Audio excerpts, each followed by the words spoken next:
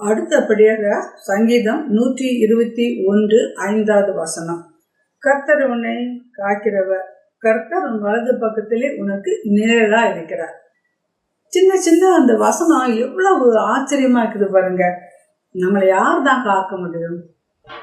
கர்த்தர் தான் நம்மளை காத்துக்கொள்ள முடியும் இல்லையா? பிள்ளைகள் தூர தேசத்தில் இருக்கின்றார்கள். அது ஒரு இந்த காலங்களில் இந்த கொரோனா டைம்ல டாக்டரா இருக்கிறாங்க, அது சில பெற்றோர்களுக்கு பயமா இருக்கிறது. இப்படி இன்னும் வேலையில்லாம போயிடுறாங்க, அடுத்த என்ன செய்ய போறோம், இப்படி பலவிதமான சூழ்நிலையில் நாம் தள்ளப்படுகிறோம். எல்லாம் இருந்தும் ஒன்றும் இல்லாத மாதிரி அப்படியே ஒரு சூழ்நிலை ஏற்படத்தான் செய்கிறது. 1978 நான் திருச்சியில் இருந்தோம். என் பேபி, என் மகா ஒரு 6 or 8 months அவ்வளோதான் இருக்கும். அவங்க பெரிய புயலும் காற்று அப்புறம் வெள்ளம் வந்துருச்சு. சாப்பாட்டுக்கு என்ன செய்யணும் தெரியல, தண்ணியும் இல்லை, ஒன்றும் இல்லை. இங்கேருந்து அங்கே போக முடியாது, இந்த அப்பார்ட்மெண்ட் அந்த அப்பார்ட்மெண்ட் போக முடியாது. கொஞ்சோண்டு தண்ணி, அதை நாங்கள் குடிக்காமல் இருந்து பிள்ளைக்கு பால் கலக்கி கொடுக்கணுமே அப்படின்னு சொல்லி பத்திரமா வச்சுட்டே இருந்தேன். அப்போ நானும் ஹஸ்பண்ட் ரொம்ப நாங்கள் ஜோம் பண்ணோம். ஆண்டவரே தேவரே, நீங்கள் கிருபையாக இருந்து எங்கள் பிள்ளையை காத்துக்கொள்ளுங்க, இந்த புயல் காற்று எல்லாத்தையும் நீங்கள் நீக்கி போடுங்க. அது I know how to describe it. யோசித்து பாருங்க, தண்ணி இல்லைன்னா என்ன செய்ய முடியும்? கொஞ்சோண்டு தண்ணி. இப்போ அந்த வசங்களை சொல்லி சொல்லி நாங்கள் ஜோம் கர்த்தரும் எல்லாத்தையும் விலைக்காப்பா, ஆண்டவரே எங்களை காற்று வழி நிறுத்தங்க சுவாமி. இன்னும் கொஞ்சோண்டு நல்ல தண்ணி இருக்குது, அதுக்குள்ள இதெல்லாம் முடிஞ்சிடணும், இல்லைன்னா பிள்ளைக்கு பால் கலக்கி கொடுக்க முடியாது அப்படின்னு. அப்படியே அது வடிந்தது. என்ன சொல்கிறோம் அப்படின்னா, சூழ்நிலையை பார்த்து நாம் பயந்து கொண்டு இருக்காதபடி ஆண்டவரிடத்தில் நாம் கெஞ்சுகின்ற பொழுது அவர் நம்மை வழி நடத்துகிறார். கர்த்தர் உன்னை காக்கிறவர், நம்ம காக்கிறவர் கர்த்தர். கர்த்தன் வலது பக்கத்தில் உனக்கு நிழலா இருக்கிறார்.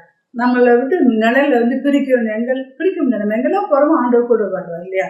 எனவே நம்முடைய பிள்ளைகள் பாதுகாப்பு, அவங்களுடைய எதிர்காலம் எல்லாத்தையும் நம்ம ஆண்டவர் கருத்துல கொடுத்துட்டு, ஆண்டவரே இதே எங்களுக்கு பலத்த துருகம், கேடகம், தஞ்சம், அடைக்கலம், மறைவிடம் எல்லாவற்றையோட ஆண்டவரே செட்டிலின் கீழ் எங்களை பிள்ளைகளை பாதுகாத்து அனைத்துக்குள்ளும் இந்த ஜெபிக்கின்ற பொழுது நிச்சயமாக ஆண்டவர் நம்மை ஆசீர்வதிக்கிறார். எனவே ஆண்டவரே உங்களுடைய சிறகுகளால் எங்கள் பிள்ளைகளை மூடும் என்று நாம் ஜெபிப்போமா? பிசாசனுடைய தந்திரங்கள், வேதனைகள், இது எல்லாவற்றையும் நம்ம எதிர்நோக்க வேண்டியிருக்கிறது. அந்த காலங்களில் சின்ன வயசுலேயே டீனேஜர்ஸ் மாதிரி எல்லா இதுவும் தெரிஞ்சுக்கிறாங்க. அது ஒரு பிரச்சனையா மாறுகிறது. நம்மளால என்ன செஞ்சு ஜெபிப்போம். அப்படி ஜெபிக்கின்ற பொழுது ஆண்டவர் அவர்களை வழி நடத்துகின்றார். எனவே இதில் பாருங்க, பகலில் பறக்கும் அம்புக்கும், இரவில் நடமாடும் கொள்ள நோய்க்கும், மத்தியான சங்காரத்துக்கும் ஆண்டவர் ஒரு மாத்திரமே நம்ம விலைக்கு காத்துக்கொள்ள முடியும். இதைத்தான் அடிக்கடி நான் நினைப்பேன் நான் இல்லையா? ஒரு தங்க எனக்கு ஃபோன் பண்ணாங்க, வெளிநாட்டில் இருந்த மாதிரி. அங்கே பயங்கரமான ஃபீவர், அந்த வியாதி இந்த வியாதி. ஆண்டவர் சொல்ல, பகலில் பறக்கும் அம்புக்கும், இரவில் நடமாடும் கொள்ள நோய்க்கும், மத்தியான சங்காரத்துக்கும் பாதுகாத்துக்குள்ளுன்னு சொல்றாரு.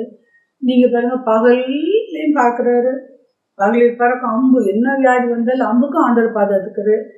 இரவு நடமாடும் கொள்ள நோய்க்கும் பார்த்துக்கிறார். மத்தியானம் சங்காரம், இந்த 3க்கு பகல் இரவு மத்தியானம் இவ்வளவுதானே இருக்கு ஒரு நாள் இல்லை, இதெல்லாம் ஆண்டவர் காத்துக்கொள்றேன்னு சொல்றாரு. நீங்க ஏன் பயப்படுறீங்க? தோசனைகளை சொல்லுங்க, அவங்களே எப்படி ஜோமனை சொல்லுங்க அப்படின்னு. கர்த்தருக்கு ஸ்தோத்திரம். அப்படியாக எல்லா விதமான வியாதிகளிலிருந்து அவர்களுக்கு விடுதலை கொடுத்தார். கணவர் ஹஸ்பண்ட் டாக்டர், அந்த மாதிரி ப்ராப்ளம். உனக்கு ஒரு மடம் தெரியும்னு சொன்னாங்களா, அவங்கள்ட்ட ஜோமன்னு சொல்லி இந்த வசனத்தை சொன்னார். அது டாக்டர் சகோதர குலத்தில் கிருகை செய்து ஆண்டவர்களை கிருபியாக பாதுகாத்து கொண்டார். ஆண்டவர் நாம மகிமைப்பட்டது. அன்பானவர்களே, இந்த நாளையும் கூட நாம் ஜெபிப்போம். எல்லாத்துக்கும் நாம் ஜெபிப்போம்மா. எல்லாத்துக்கும், அவங்களுடைய டிராவலுக்கு, அவங்களுடைய ஃப்ரெண்ட்ஸுக்கு, பொல்லாங்கன் எய்கின்ற அம்புகளுக்கு, எங்களை பிள்ளைகளை ஆவி ஆத்மா சரீரத்தை பாதுகாத்துக் கொள்ளும் என்று நாம் ஜெபிப்போம். அன்பை தாப்பனே சுவாமி, இந்த நேரத்தில் ஆண்டவரே, எங்க பிள்ளைகள் எப்படிப்பட்ட பிரச்சனையாக இருந்தாலும் கூட ஆண்டவரே, சத்தத்தை நான் கேட்கிறேன். கூடாத மறைவில் ஆண்டவர் உங்களை பாதுகாத்து வழி நிறுத்துவார். செட்டில்கள் அடைக்கலத்தை புகுந்து கொள் இந்த ஆண்டவர் சொல்கிறார். கர்த்தாவே, எங்கள் பிள்ளைகளை பக்கமாக இருக்கிறாங்களோ தூரமாக இருக்கின்றார்களோ, சிக்னஸோ இல்லை படிப்பு வரலையோ இல்லாட்டி கெட்ட காரியங்கள் ஈடுபடுறாங்க, என்னவா இருந்தாலும் கூட ஆண்டவரே சுவாமி இப்பொழுது என்னோடு சேர்ந்து ஜெபிக்கிற ஒவ்வொரு தாய், ஒவ்வொரு வீடுகளில் தாப்பன் கரங்களிலும் உங்களுடைய வல்லமை இறங்கிறது ஆண்டவரே. ஆண்டவரே இப்பொழுதும் ஆண்டவர் இந்த பேபியை உங்க கையில கொடுக்குற, பிறக்க போற பேபி, இருக்கிற பேபி உங்க கையில கொடுக்குறா. இந்த பிள்ளையை நான் மன்னிக்க வளர்த்துடு, அதற்கான கூலி உனக்கு தருவேன் என்று ஆண்டவர் சொல்கிறார். சுவாமி நாங்கள் ஜெபிக்காத தனங்களை மன்னிக்கும், இனிமேல் நாங்கள் ஒழுங்காக ஜெபிக்க வேதத்தை வாசிக்கவும் ஆண்டவர் உம்மண்டை நீங்கள் பிள்ளையை வழிநடத்த எங்களுக்கு உதவி செய்யும். ஆமென். ஆமென்.